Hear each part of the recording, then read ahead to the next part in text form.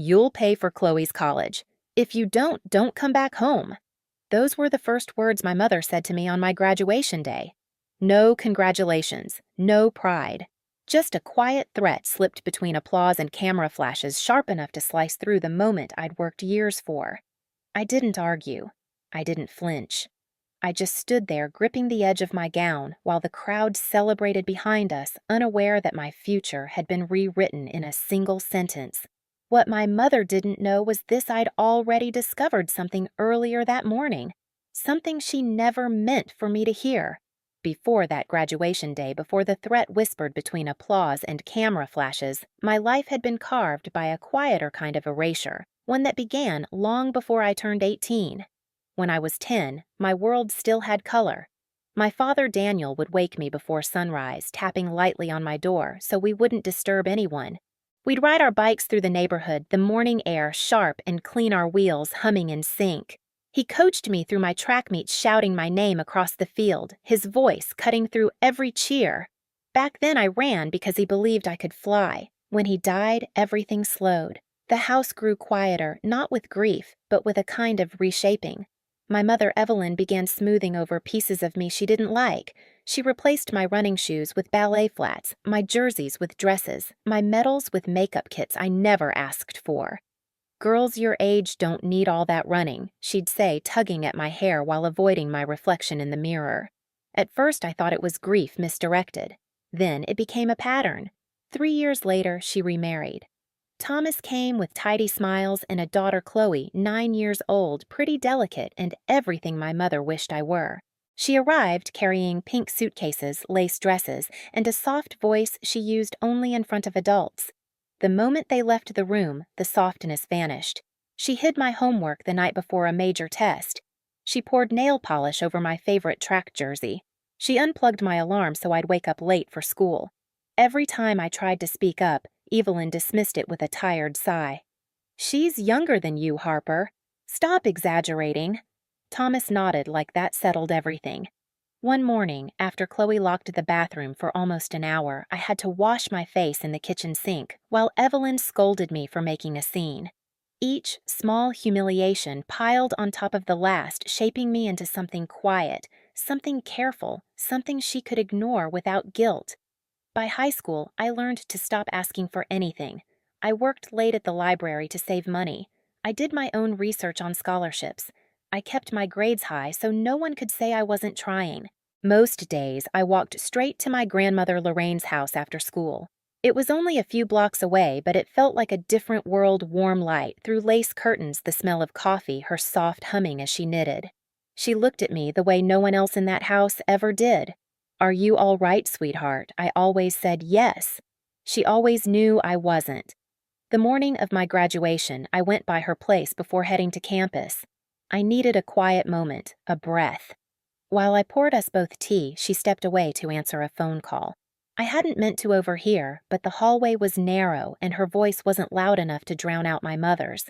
Evelyn wasn't congratulating anyone. She wasn't talking about my future. She was talking about hers. "Just a little longer," she said sharply. "Once Mother's gone, the house is mine. Chloe will finally have the life she deserves. Harper. She'll be fine. She always lands somewhere." I didn't move. I didn't breathe. Because in that moment I understood exactly where I stood in her plans, and why she needed me silent. By the time I reached campus that afternoon, the phone call I'd overheard at Grandma Lorraine's house had already carved a quiet hollow inside me. I tried to shake it off. After all, it was my graduation day. The one milestone I had earned entirely on my own. But Evelyn's voice lingered like a shadow behind my shoulder.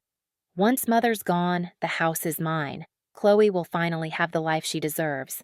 Harper. She'll be fine. She always lands somewhere. Somewhere. Not home. Not with her. Just somewhere." I carried those words with me as the ceremony unfolded through the speeches, the cheers, the staged smiles. When they called my name, I walked across the stage feeling both seen and invisible at the same time. The crowd clapped, but the sound felt distant, filtered through the memory of that phone call. Afterward, I found Evelyn waiting near the steps, arms crossed, as if the celebration were an inconvenience. Her eyes didn't soften when she saw me. They rarely did. "You'll pay for Chloe's college," she murmured, barely moving her lips. "If you don't come back home." It wasn't anger in her voice. It wasn't disappointment. It was efficiency, like she was giving me a list of errands, a task, a duty. And in that moment, everything aligned. The years of being dismissed, the mornings of sabotaged alarms, the way Chloe was always protected even from consequences she earned, the way I was expected to carry burdens that were never mine. But now, there was more a truth spoken in that hallway just hours earlier. She wasn't planning for my future. She was planning after me, planning a life where I didn't exist in her home at all. I didn't argue. I didn't ask why. I didn't remind her of the money I had saved at the scholarships I fought for the life I was trying to build. I simply nodded once and stepped back, watching her attention drift past me toward the crowd, toward Thomas, toward Chloe, toward the life she had already chosen. The threat she gave me at graduation wasn't the real wound. The real wound was realizing she had erased me long before that day. I didn't cry after she said it. I didn't chase her across the lawn or demand an explanation. Instead, I stepped away from the crowd and walked toward the far edge of the campus where the noise thinned out, where the wind carried only the faint echo of applause.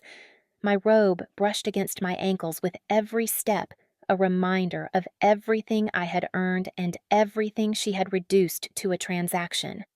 I sat beneath a tall oak tree, the sun drifting behind its branches. Students rushed past me, wrapped in joy and family and celebration. But I sat alone, hands still trembling from the sentence that had rewritten my place in Evelyn's home. "Once Mother's gone, the house is mine." Those words, the ones I'd overheard that morning, pressed harder on my chest than the threat she'd given me at graduation. She hadn't just planned her life without me. She had planned her future on top of me. And suddenly I understood something with startling clarity. Silence my silence had always been her greatest asset. Not today.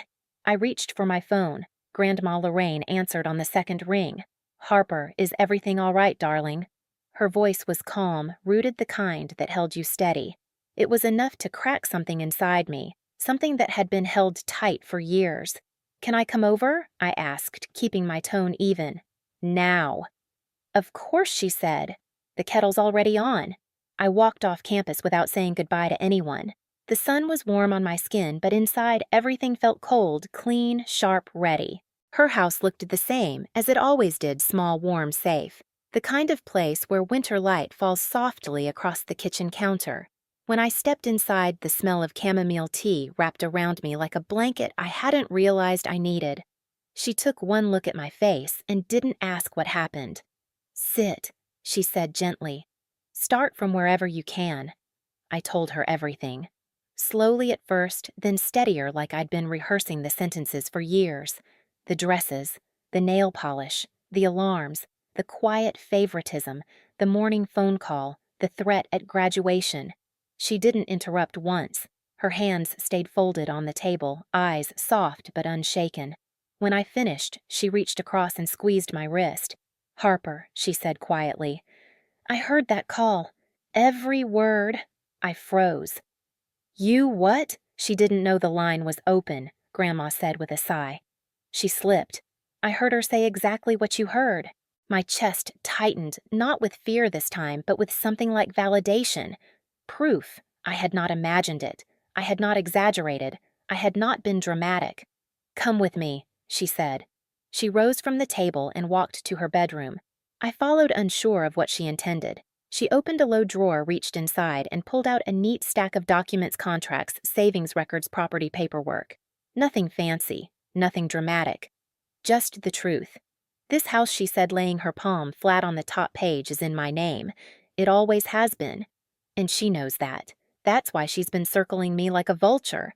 That's why she wants you out, so she doesn't have to share a future with someone she can't control.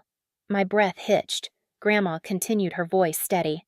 "I'm old Harper, old enough to have seen people reveal who they are when they think no one is watching.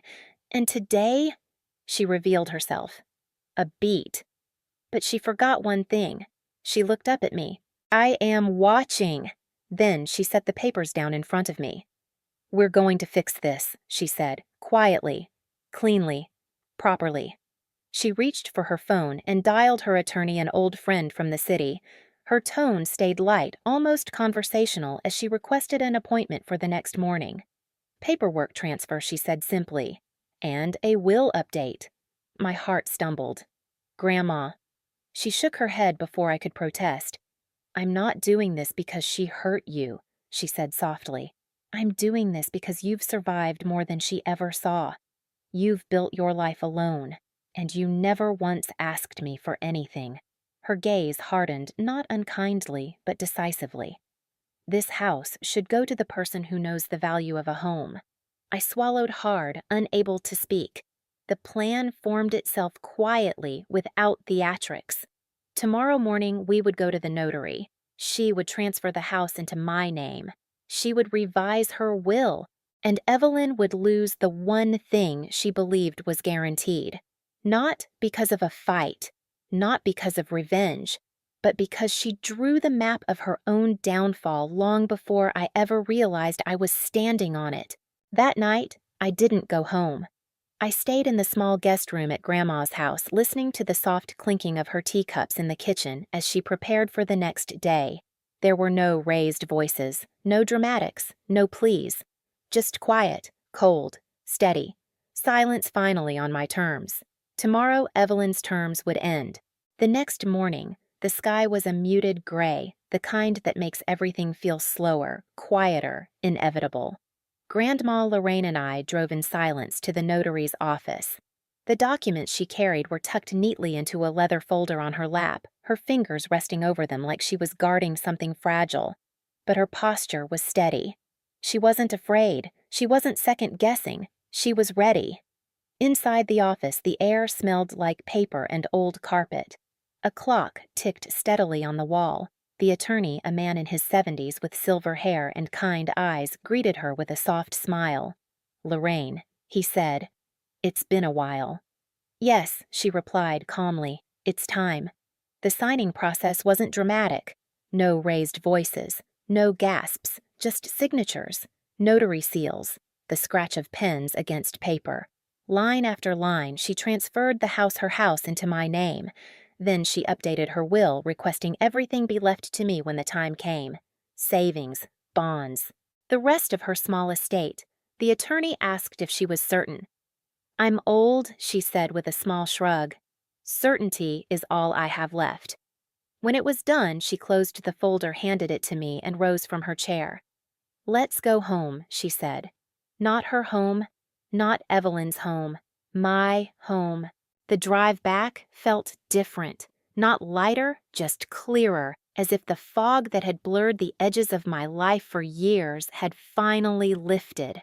When we pulled into the driveway, Evelyn's car was already there. She was standing on the porch with Thomas and Chloe, arms folded, jaw tight. She must have guessed something. Grandma stepped out of the car first. I followed, holding the folder close to my chest. "What is this?" Evelyn demanded, her voice sharp and high. "Why didn't you come home last night, and where were you this morning?" Grandma climbed the porch steps at her own pace, unfazed. "I was handling paperwork," she said. Evelyn blinked. Paperwork for what Grandma looked her daughter directly in the eyes, something she rarely did. "For the house." Thomas's expression faltered. Chloe's smirk disappeared. "What about the house?" Evelyn asked, her voice wavering for the first time. "It's no longer yours to assume," Grandma answered. She reached into the folder, pulled out the notarized deed, and held it out not to Evelyn, but to me. I didn't speak. I didn't need to. Evelyn snatched the paper and scanned it, her face drained of color. "No," she whispered. "No, this must be wrong. This house is supposed to go to me." "You said I said nothing," Grandma replied calmly. "You assumed." "This is insane," Evelyn shouted. "You're giving my future away to her." She jabbed a finger at me as if I were a stranger intruding on her driveway. "She is your daughter," Grandma said quietly. "Something you seem to have forgotten." Thomas stepped forward. "Lorraine, don't you think you should reconsider? Think about Chloe's needs. I have Grandma cut in. For years." Evelyn's breathing grew frantic. "You can't do this. You can't just throw us out." Grandma raised a hand, silencing her. You have 1 hour. The words dropped like stones. No anger, no tremble, just a consequence arriving exactly on time. 1 hour to gather your things and leave this house, Grandma continued. All of you. Chloe's eyes widened. Grandma. Don't, Grandma said softly. Not today. Evelyn's voice cracked. You're choosing her over your own family. Grandma looked at me, then back at her. I'm choosing the person who has been a family to me. Evelyn opened her mouth, but no sound came out. She turned, stormed into the house, and began yanking drawers open. Thomas followed silently. Chloe trailed behind her, face pale. The next hour unfolded like a muted film. Boxes slamming shut, suitcases being dragged, feet pounding down the stairs, the rip of packing tape, doors opening and closing. I stood near the front door, watching without speaking. For the first time in my life, they moved around me, not through me, not over me, not because of me, just away from me. When they finally carried the last bag outside, Evelyn paused on the porch. Her eyes were red, not from guilt, but from disbelief. This isn't over, she hissed, but even she didn't believe her own words. Grandma closed the door behind them with a calm, final click. No slam, no triumph, just closure. Cold, quiet, complete. When the door clicked shut, the silence that followed didn't feel empty. It felt clean. I stood in the hallway for a long moment, letting the quiet settle around me. For years, that quiet had been something Evelyn used against me, her favorite punishment, the space where I was meant to shrink, apologize, disappear. But here in this house with that door finally closed behind her, the silence felt different. It belonged to me. Through the window, I watched their car pull away, Evelyn gripping the steering wheel too tightly, Thomas staring straight ahead, Chloe curled in the back seat like the world had betrayed her. Not once did any of them look back. I didn't expect them to. They had never looked at me unless they wanted something. I walked through the house slowly, touching nothing, just letting my footsteps echo in the newly reclaimed space. The walls seemed to breathe differently without them, lighter, almost relieved. The living room no longer felt like a place I tiptoed through. The kitchen didn't feel like a battlefield. Even the air seemed clearer. Grandma appeared beside me holding 2 mugs of tea. She didn't say, "Are you okay?" She didn't say, "I'm proud of you." She just handed me the cup and stood next to me, shoulder to shoulder, looking at the empty driveway through the window. "That was overdue," she said softly. "I know," I whispered. We drank our tea in silence, both of us anchored in a moment we had earned, not through shouting or revenge, but through truth and paperwork, through boundaries drawn with ink and signatures instead of anger. Later, I opened the back door and stepped into the small garden. The air smelled like lavender and wet soil. Grandma's plants swayed gently in the breeze, soft, resilient, unbothered by storms that had already passed. I sat on the wooden steps and breathed in. For the first time in years, the breath didn't catch in my throat. Inside the house was quiet. But it was a quiet I chose. A quiet that didn't demand anything from me. A quiet that felt like a starting point, not an ending. Evelyn had always believed I would land somewhere. She just never imagined that somewhere would be here in the home she thought she'd inherit, standing beside the one person who had never erased me. When their car disappeared down the street, the house exhaled quiet, steady mine. I stood in the doorway holding the keys my grandmother placed in my hand, wondering how long it had been since silence felt like safety. For years, I thought surviving meant staying small, staying quiet. But the truth was simple. The day they walked out was the first day I finally walked in. If you've ever rebuilt yourself after being erased, you're not alone. Share your story below, subscribe for more cold family tales, and stay with me until the next chapter drops.